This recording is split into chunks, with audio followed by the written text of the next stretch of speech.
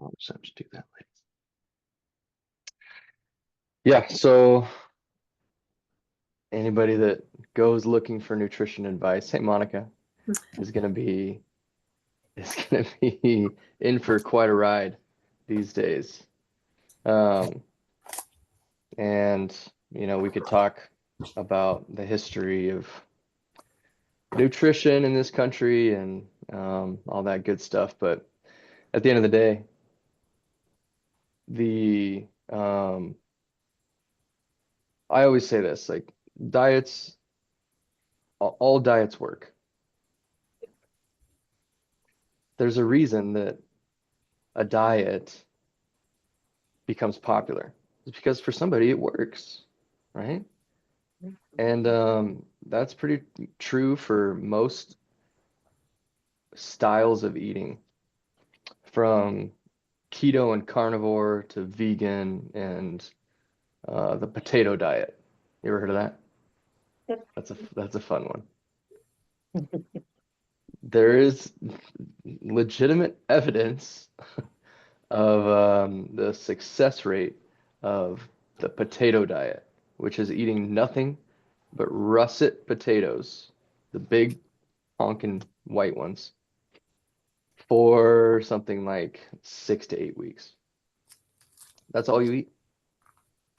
But the caveat is you don't get to eat them like a nice soft baked potato or mashed potatoes.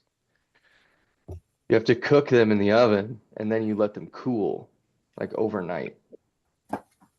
And in the cooling process, after it breaks down the starches, then it creates, through the cooling process, something called resistant starch, which is very beneficial for a lot of things, your gut flora and bacteria. It doesn't break down the same way that regular starch was. It's slower, so it doesn't spike your blood sugar. And you do get a little protein from potatoes, but not a lot. So it's kind of a protein fast. So the point is, people lose a bunch of weight off of it and they heal their gut and they feel amazing. Mm. But I think it's kind of obvious that you probably wouldn't do a potato diet for the rest of your life, right? You're missing Right. out on a lot of important nutrients if you do that. And so that's kind of the thing with dieting in general. And most diets, if you want to call them that, or even most restrictive ways of eating, is that they're a short-term solution. Carnivore should be a short-term solution. A ketogenic diet done in the proper way is a short-term solution. Unless you have some kind of neurodegenerative disease or like epileptic disorder or cancer, then you might stay on it for longer, but it's not a real sustainable way to eat, especially when you start talking about brain health, because your brain needs fuel and it prefers glucose. It can get by with ketones and it can actually perform its functions fairly efficiently, but when you're playing with ketosis, you're causing stress hormones to elevate because your body does think it's starving. That's why it creates ketones. And while it can be super beneficial in the short term for things like autophagy, which is like the getting rid of the bad cells, actually starving them so that they die, the weak ones die off, and we can cleanse ourselves. That's powerful stuff, and it's good. That's why I'm a believer in fasting. I think fasting is a great therapeutic tool when done properly. But again, not a long-term solution, and there are consequences that you gotta face. So all that said, um, as far as brain health and the underlying mechanism of most disease, at least in our Western developed nations, which is metabolic dysfunction at a cellular level, which leads to inflammation and stuff like that. And especially for anybody out there that has had previous head injuries, Wink, wink. Um, pro-metabolic eating is, I believe, probably the best philosophy, if we want to call it that, for eating. It does have its downsides too. Like nothing is perfect. I'll say Right. that much. But the pro-metabolic style focuses on healing and boosting metabolic function at a cellular level, and it's kind of all about brain health. So um, that's why I like it.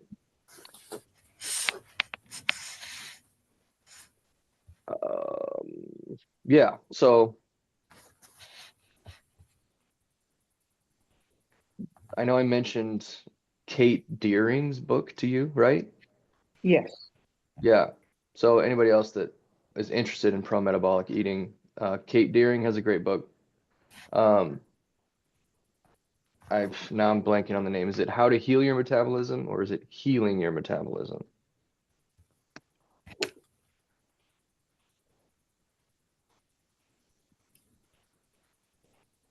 Yeah, I definitely want to look that one up. I've tried many styles of eating. I did keto for a while until I figured out it's probably not good to stress my body like that. I did raw vegan for almost 4 years. How, however, when I was raw vegan, I ate bacon. I'd have bacon.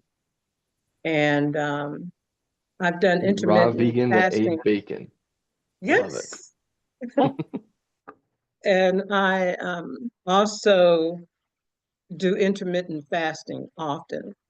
Okay, So cool. I keep my weight kind of like where I wanted, but I could lose 10 pounds. Okay. So I ate this morning, which I usually don't eat. So I'm going to work on the metabolic deal, the pro-metabolic. Yeah. Yeah, and Mhm. so as you start diving into that world, you're gonna hear you're gonna hear a lot of conflicting information with the Uh, stuff that you've read around um, um, carnivore and keto and all that stuff. So they, it's so funny, the conflicting information, because everybody's right when they're speaking their truth. Mhm. And the hard thing about actually studying nutrition is you can't control for all the variables. So again, you take it with a grain of salt. Like you take what you like and what works for you, and you can mix and match all sorts of different things. Like here's a perfect example from what I do and what I teach. I teach a pro-metabolic eating lifestyle, but they would not agree with fasting. Like they don't like fasting because it raises stress levels and um, stress hormones, and it can, cause, blood sugar rises and adrenaline dumps and these type of things.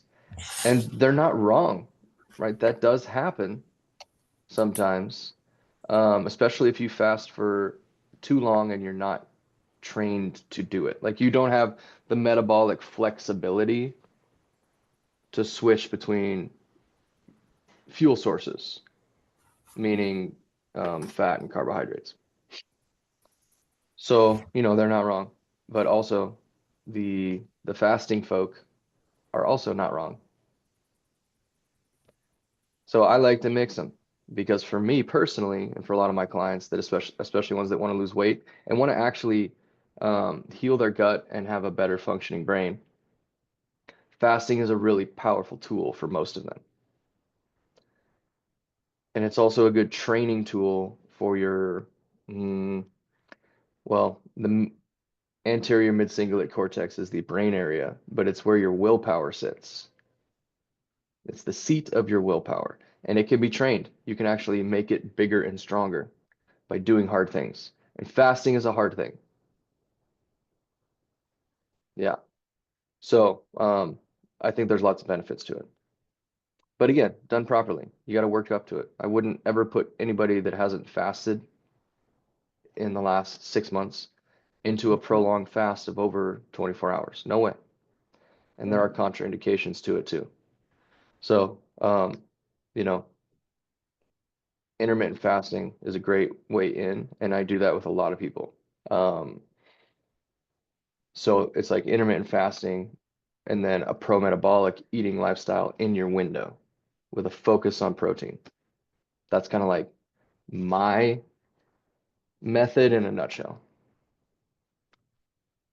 That makes it sound simple. It's got to be simple because it's got to be stuck to, Hmm. right? And that's why I don't call it a diet because it's not. A diet implies an end, Lifestyle. but it's got to be a lifestyle. You can go on diets for a short period, but the lifestyle, the style of eating that I do is that. And then, pizza every once in a while because pizza's Of delicious. course. It's like having bacon and you don't eat meat. Yeah, yeah. That's of all the meats, that's the one to eat for sure. Right. Yeah. Uh, Monica, how you doing? Welcome. Good to see you. Yeah, thanks. I'm good. I was Good. in Toronto last week for the start of the baseball season. No better season. Nope, love it. And I was so excited because I didn't get vertigo once. I was able to manage all my um, usual symptoms. It was great. Wow. Wonderful. Yeah, I haven't been able to do that in years. What have you been doing? I think the different breathing techniques has really been helpful. Mm, And just good. with, yeah. And I just walk around like assessing and reassessing a range of motion. Yeah. Like, You're one of those freaks now. oh, I am. You're in I good was company here. yesterday I was walking the dog and I was assessing whether it's better to have my earbuds in one ear or both ears or none. So yeah, so while we were traveling, I literally was assessing and reassessing everything. Put in the earplugs when I needed, the hat when I needed, the breathing when Perfect. I needed. Yep. My little vial of essential oils to smell. Nice. Wow. That's so good. That's It was honestly it was super exciting. I haven't been able to do that for years. yeah, I mean, as a therapist, like how empowering is it that you can assess yourself on a moment by moment basis Absolutely. with every input coming in from your environment. Yeah. Like how I cool had is that? I was working with she's 15-year-old. She plays ringette and basketball, and I saw her for the first time yesterday in like a couple of years, and I taught her the assess, reassess, and we did whatever stimulus we did, and just like her eyes, Yeah. thought it was so cool. I'm like, I know, it's great. Yeah. I say this all the time, but the in the year-long neuro mentorship that we've all taken through Next Level Neuro and that I am an instructor on now. The whole year is an incredible amount of amazing information. But if there was one thing that I could take away, and only one thing, it would be the ability to assess my nervous system in the moment. That one thing. And it's the simplest thing in the world. It's it's so simple and easy that it's like such an easy thing to just like, oh yeah, that's kind of cool. But now look at all this vision stuff and all this vestibular things and all these things. But it's like none of that even matters if you're not able to get the feedback on whether or not what you're doing is working. Like that to me is the gold in all of this. Hmm. Everything that has come after is golden because you can assess it. And this, in the context of flow states, one of the most important flow triggers is immediate feedback, immediate, unambiguous feedback, Mhm. which is built into any high flow activity like sports or competition or music. We don't have that in like the health professions. In a lot of our work, it's like you have to wait for feedback, and that can be annoying, right? As a personal trainer and strength coach, I give someone a stimulus, like a workout, and then I don't get feedback on that until, 4 weeks later, maybe more, when I reassess their girth measurements, their weight and body composition, their strength tests. But now we can do a set of an exercise and then immediately test their nervous system response and know if we're going in the right direction. And I found it super helpful to really start to, like, I would feel tension starting in my head, and I would just do a quick assessment. I'm like, okay, that's getting tighter. And so you could just sooner add in those high payoff drills to revert or to, improve that rather than waiting, a lot longer before doing something. So I think that helped a lot. Exactly. And Yeah. the assessments, I always say that, the assessment process is like you opening up a dialogue with your own nervous system. You're starting to communicate. And the more you do that, the more you actually build the sense of interoception, right? What's going on inside my body? And eventually, you don't even need an assessment because you're Right. like, yeah, that tension's back. My threat level's going up. Better just do a drill. Yeah. Good, taken care of. That's when it's become like fully integrated into your life, and you're just like you and your own brain and nervous system, your body and mind, everything's on like the level, on the same page. And that's it's a good place to be. Yeah. It's awesome. Yeah. Well done. Well done. I'm happy to hear that. And Toronto was beautiful. The game was amazing. Toronto is great. The game was terrible. Obviously, I'm cheering for the Blue Jays. They lost 12-2. So Oops. that Who'd was they play? they were playing Baltimore Orioles. Okay. But they split the series 2-2, so I'll take it. All right. All right. Good. Good. Good. I'm glad you had a good time, besides the outcome of the game. No, it was a great trip. Yeah. Good. Let's check in with Sandra. How you doing? Yeah, I'm hanging in there. Yeah. Yeah. I was based on your conversation about the reassessment, I'm curious your experience with people who are resistant to that. Like there's Mm, people say, oh, if I just move my arm more, it's going to move more. There's that, right? hmm And then there's mm. just the people who are just totally resistant to that, accepting that that's a thing. I'm curious your Yeah. experience with that. Yeah. It can be challenging. The first question about I'm just moving my arm more. I'm just getting warmed up.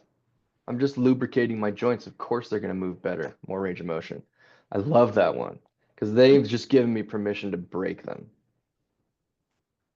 Not really. I usually ask them, can I break you? This happened with a brand new client last week. Um, and it was totally just off, like he's totally bought into the process and everything, but it's just this leftover mindset, from his years of traditional therapy and stuff. And I wish I remember the exact words he said, but it was something to the effect of, "Oh yeah, well, yeah, that's actually better after his reassessment." And he's like, "But I've been moving more around. I've been moving more, so it's probably." And he just didn't say anything else because he didn't want to believe it in his head. He didn't want to discredit what he was doing. And I could kind of tell this was all going on. And I stopped him and I was like, "Okay, we need to circle back to this because I heard you say this thing and we need to address it right now. Because if you let them continue to do that, then they're going to talk themselves into believing that what you're doing is not working and it's just them warming up or it's just their body moving more, which is creating this change. So then I asked him, is it okay if I just destroy your life for 5 minutes? I didn't say it like that. How But do I you said, say it? I said, okay, this is great. This Okay. is an opportunity for us to show the real value in neurotraining and how the nervous system responds in the moment. So Mm, what I'm going to do is I'm going to give you a stimulus that is probably going to be a little bit too much for you to handle, and it's going to raise your threat level up. And I know this because I know your history and I know you have visual issues and I know this is going to be a problem. But I want to do this on purpose to show you how we can change. And I'm going to bring you back. Is that okay? And he said yes. And we already had some good high pay up drills, by the way. Like you want to make sure that you have those in your pocket before you do this. And so I gave him a pencil push-up. And pencil push-up is a very powerful drill. And it's a very like the minimum effective dose curve is very steep. So he did 3 reps, which I would have stopped him at 1 for sure. I could see him start to tense up around his eyes, and I could tell threat was going up. So I pushed him to 3, and he went back, and I think he was doing like a shoulder range of motion. And it went from like here, and he's like, oh, okay, yeah, well, I'm moving around more and stuff. I feel a little bit lighter, and body's moving, whatever. To, oh, clearly he was like, whoa, what did you do to me? So broken. And then we went back and we did his 3 high payoff drills, which was lumbar rolls. He's got a lot of back pain, and burst breathing, and um, shoot, I forget the third one. But back to better than the before. Huge change. And it was like you could see the light in his eyes, just like Monica was talking about. With the kiddo or whoever she was trying this with, eyes just lit up. And it was like in that instant, I know, okay, now got him. He's bought in for sure. Like to see that kind of change. And so it's a really powerful coaching tool. And I love that question. Now the second one makes me think of people that have very poor interoceptive awareness and accuracy. They don't know what's going on in their body at all. Like this feels no different than this. Huh? What do you mean? Oh yeah, it's fine. And you hear that all the time. It's like I see their shoulder go from here to here. I'm like, did you notice a change? No, feels the same. I'm like, are you kidding me? Joke, right? You really don't feel that? Through this process of learning neurology and watching people go through this over and over again, those people still surprise the heck out of me. Like you're lying, right? You have to be lying. You don't feel that? But it's true. It's true. They just don't. They're just so out of touch with their body, or they've learned to dissociate over such a long time that they don't know what's going on. For those people, they're more likely to not believe that anything's changing. So with them, I work on balance if I need to. Balance is usually a good assessment for them. Especially like closing your eyes, balance, because they tend to have sensory mismatch too. And um, when you take away their eyes, it gets wonky. So they can see a change or feel a change better with balance oftentimes. Or strength. If I'm with them, great, I can do a muscle test and like clearly show strength and weakness in a moment. If I'm not with them, then I can test strength with like an exercise, like a body weight squat, and test their rate of perceived exertion. So do you remember how that goes, Sandra? Do you want me to explain it real quick? A little reminder. Okay. So I would have them do, say, a body weight squat. Okay. I don't really care what their form looks like as long as they're not going to hurt themselves. Okay. I just want them to feel the pain, essentially. So I'd have them do that squat until they get to a 4 out of 10. Perfect. That's their baseline. Let's say they get 10 reps. And that gets them to a 4 out of 10. Then I would have them do a drill and then retest it. So maybe start with a really good high payoff drill. Maybe bouncing, because we know it's connection with the saccule and the up-down movement. That might be a good one for a squat. They retest their squat and they do 15 reps before they get to a 4. Or the other way to test it is just have them do the same amount, do 10 reps, and then give me your perceived rate of exertion. And usually it's going to go down. Like, oh, that actually felt like a 2. I feel like I could have done double. All right, your strength improved. And then again, like, can I break you? Let's try something here. And so maybe you do a visual drill, or maybe you just slap them in the face real hard, get their threat level up, and then have them do 10 more. Like, how was that? It's like, man, it felt like carrying the weight of the world on my back. 10 reps felt like a 6 or a 7. So that's an easy way to test their strength, and that works for any exercise. Yeah, I wouldn't do it with push-ups, especially with females or most males, because most males can hardly do 10 push-ups. Most females can't really do 5, like strict on the floor. Now you could do it wall push-ups or on a good incline. It's got to be easy enough where they can get a good amount of repetitions before they reach that 4. Does that make sense? So you have more room to work Yeah. in. Yeah. So balance and strength for people that have interoceptive issues and are just like explaining away the range of motion changes or just can't feel it. Right? Super common, super common. And the other thing is I'd actually take a video Yeah. so they can see it change. And I'm like scrolling. I've had to do this numerous times. Like, do you see how much more it's moving here as opposed to this? And they're like, yeah, okay, I actually do see it. And then you can see their wheels turning like, what? How can I not feel that?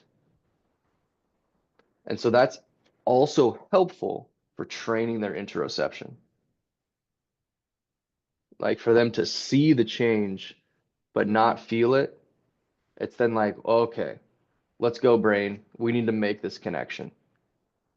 So those are the 3 methods I would use. Right on. Thanks, Monica. Thanks for being here. That's what I would start with, Sandra. Give that a shot for anybody that's like messing with you, messing with themselves. You're lying to yourself. What are you doing? How do you not see that? Am I blind? What's wrong with me? Yeah. I have one person, he's in a group class though, so I can't, who, nothing seems to affect him. And I know I try more load. He's kind of he's big, thick guy. So he's really strong, and everyone else in the class is like half his size and strength. So it's hard to do more load in the group class. And he plays along with it, so it's okay. But I know the idea is to give more load, right? In that kind of situation. Yeah, I would try that first for Yeah, somebody like that that's probably used to a lot of load. yeah. I would try that. And if you're still not getting change, Yeah. I mean, keep adding load. It may seem like crazy, you know, to you as a person who's not used to a lot of load, but some people need a lot.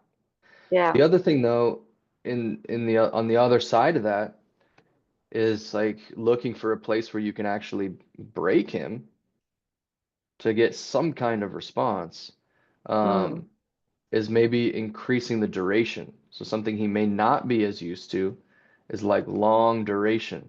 So like a long isometric hold. He's a rock climber. Oh, So okay. Then he's used to long yeah.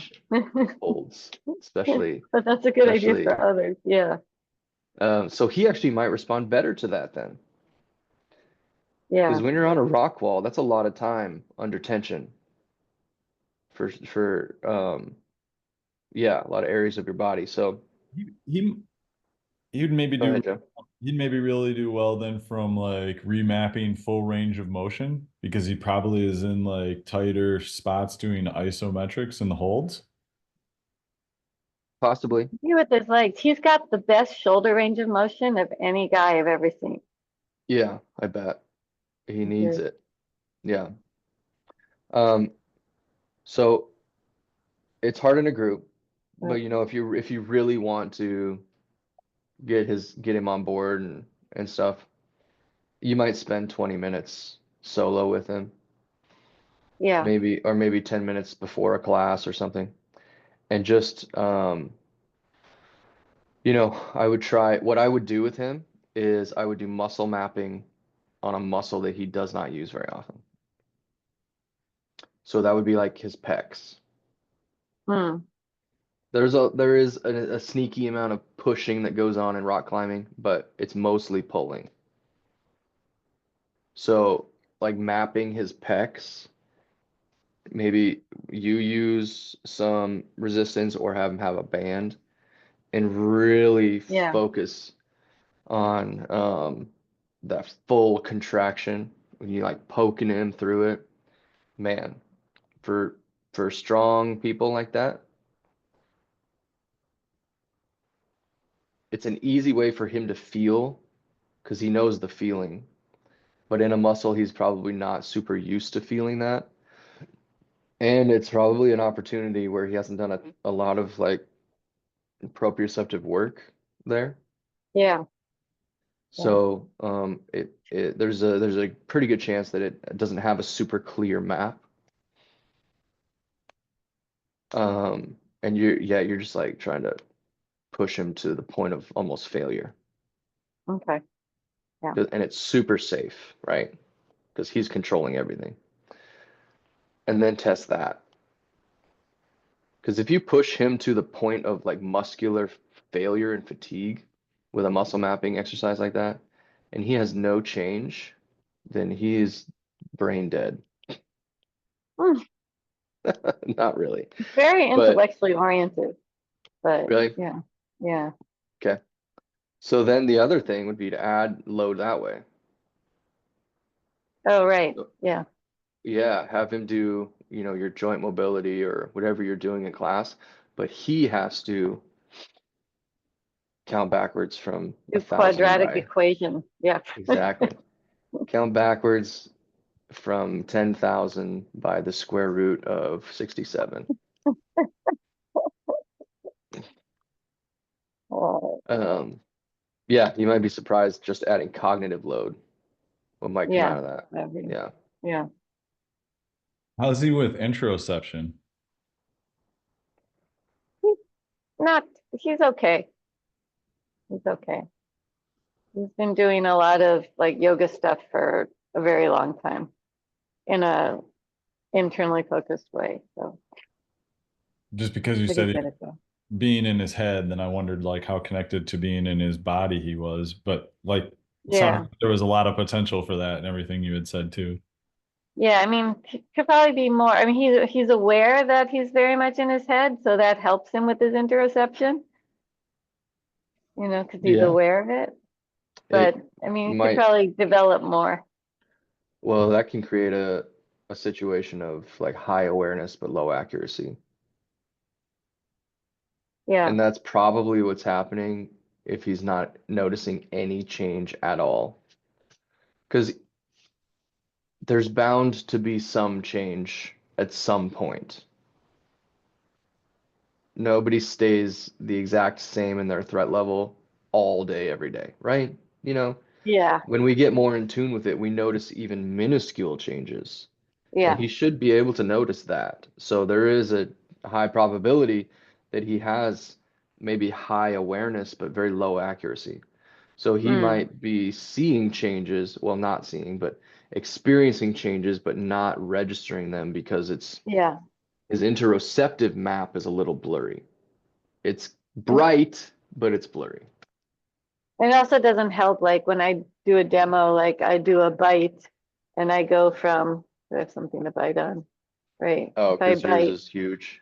yeah, if I'm here Yeah, and yeah, then all of a sudden I'm here, that really doesn't help. yeah. He's probably like, she's so full of it. Yeah. Yeah. She's doing that on purpose. Oh man, oh, that's Right. terrible. Eventually. have you tested his inhibition?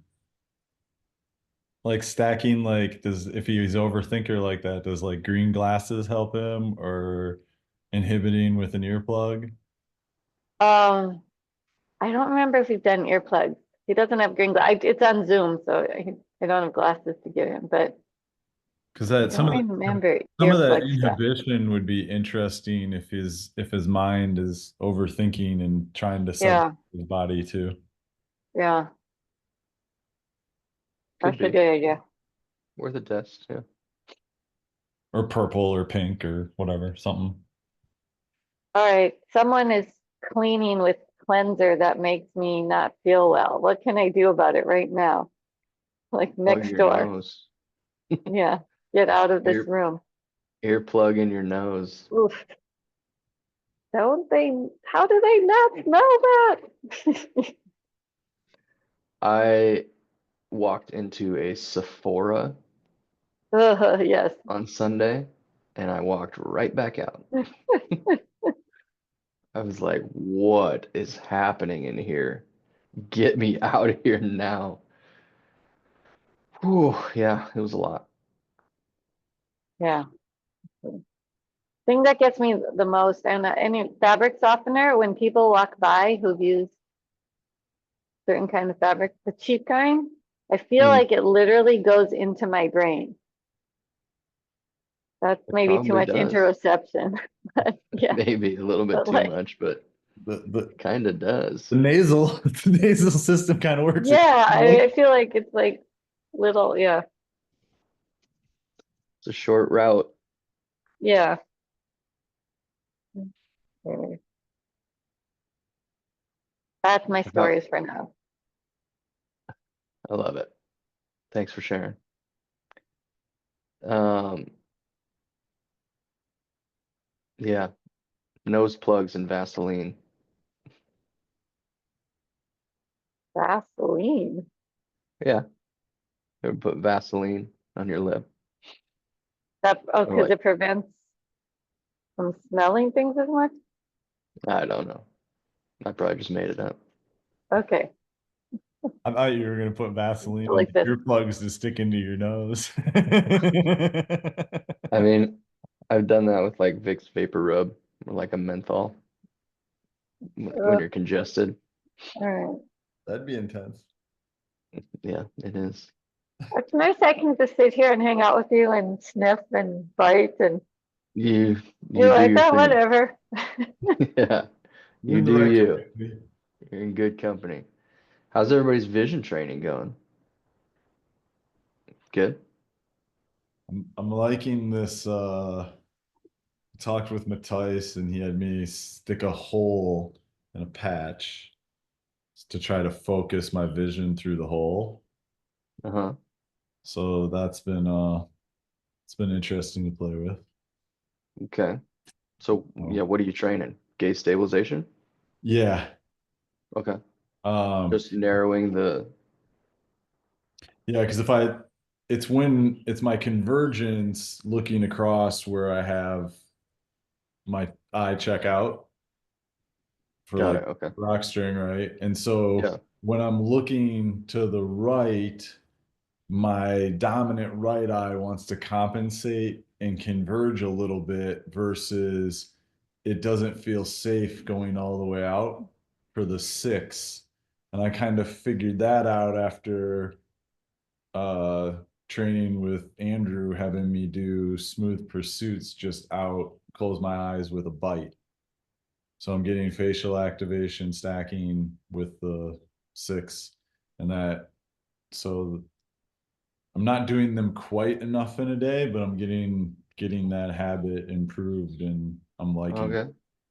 So yeah. Now, is that more for right side pons activation, or you're just trying to get more cranial nerve 6 activation by doing the bite? I just found a drill that my body really, really likes Just with a a good high pain. patch, Cool. Good. including, kind of adding the patch into that, trying to figure out some muscle stuff, I feel like, but do I Okay. 100% know why I'm doing that? Whatever. Doesn't Only that matter. I'm getting a really cool positive response from doing it. Cool. Good. I dig it. But I dig I it. wouldn't have gone down this rabbit hole more if it wouldn't have been for your vision side of like, let's make this a challenge. So, mucho Yeah, gracias. I think we're 5 weeks in. We're halfway through. Has anybody noticed any changes in your vision or anything else, really? I've noticed, and I'll be perfectly honest, I've been a slacker when it comes to this challenge. I have Ah, been the worst. Trying to get in 3 times a day has been very difficult. But I've usually been getting at least one time in the morning without my glasses or contacts. And I'll tell you what, like I always do it with an isometric or with some kind of movement because I'm just a bottom up person and my reassessments are always better when mm, I have some kind of proprioceptive input as well Mm. when I do my vision training. Um, okay. but I can tell as I start it, like my eyes have to get warmed up for the movements, just like my body. And when I get to faster movements like saccades, they're kind of challenging at first and they get better. And then by the end of it, when I do some near far, which is really difficult for me, and I'm noticing some weird things there. But then I end with like convergence charts because they're just like, for whatever reason, there's some kind of unlocking that's going on there. And it just like, I feel like ramped up and ready to go. Hmm. Like a pretty good boost of energy after my 10 minutes of vision training. And I should say, I take breaks in there when I notice my eyes are getting fatigued, and I'll do resets, and I'll do vestibular drills, usually with my eyes closed. So, like balance progression is a big one I do, bouncing with my eyes closed. Um, and then I might open them and do some reflexive stuff like VOR. But I like to do eyes closed to give my eyes a break and work on just my vestibular system, and then maybe integrate real quick before I go back into the visual training. So I might take like a full minute to just do some vestibular drills because I found that that really is helpful as a reset and to lower threat and to help my eyes have a little rest so they can go back into the training and finish out strong. In the near far, I'm noticing that my eyes suck. Mm. Like, Pinhole glasses, do you use yeah, them? I might try that actually. No, I haven't been using them. Yeah, I mean, before I even got into neuro, near far is what I was doing, but with pinhole glasses, And that Mhm. was huge for my contacts, like decreasing their, and that was before I even realized what I was doing. Yeah, cool. Yeah, I'll give that a shot. I've just been noticing my when I switch to the far target, it takes like a full second for it to become one target from double vision. Hmm. Like for those eyes to come together and lock on that target, it takes a long time, much longer than it should. So I need I'm gonna start focusing in on near far a little bit more in my own little training sessions, but um yeah, that's what I know so far. Like you, I've Um, been a little bit of a slacker, but I feel like I've changed and figured out some new drills because of it. While at the same time, I don't feel like a slacker because my vision drills are my easy drills that I've done a lot of. Cool. That's the other thing too that I meant to say after that, because I've been a slacker, but also I'm doing more vision training than I was doing before. So it's a win, right? And my eyes feel better. My energy level, just general energy level throughout the day is better. And I haven't introduced anything else. Just been doing the vision training. So I know my eyes are getting stronger, even with the little stimulus that I'm doing. So imagine if we all did it 3 times a day as prescribed.